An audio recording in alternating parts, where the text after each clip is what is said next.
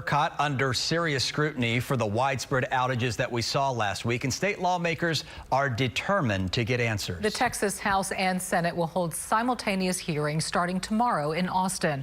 Our KPRC Investigates team will also be there. Mario Diaz and Robert Arnold.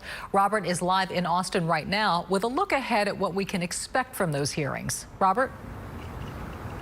These hearings are just the first of a myriad investigations. Both committees in the House and Senate convene in the morning to start calling witnesses. And as one lawmaker put it, we know the framework of what happened. Now, people have to start owning up to individual failures.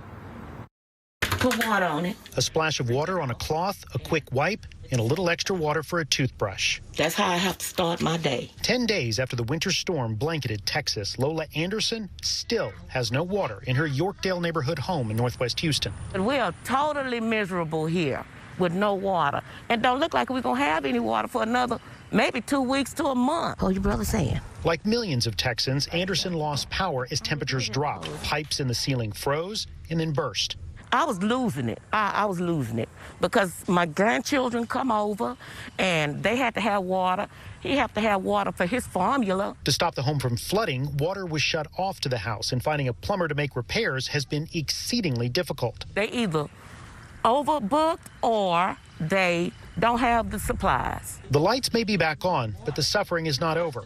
Now, lawmakers are demanding to know the minute details of how our state's power grid lost nearly half of its power supply at the onset of this winter storm. I want a list of generation sources that failed and why they failed, how long did they fail for, what was the solution, and what is going to be done about it. Hearings in the House and Senate will start the work to get those answers. On Thursday, officials with ERCOT, who manage the flow of power through Texas, and the Public Utilities Commission, which oversees ERCOT, are expected to face a litany of questions.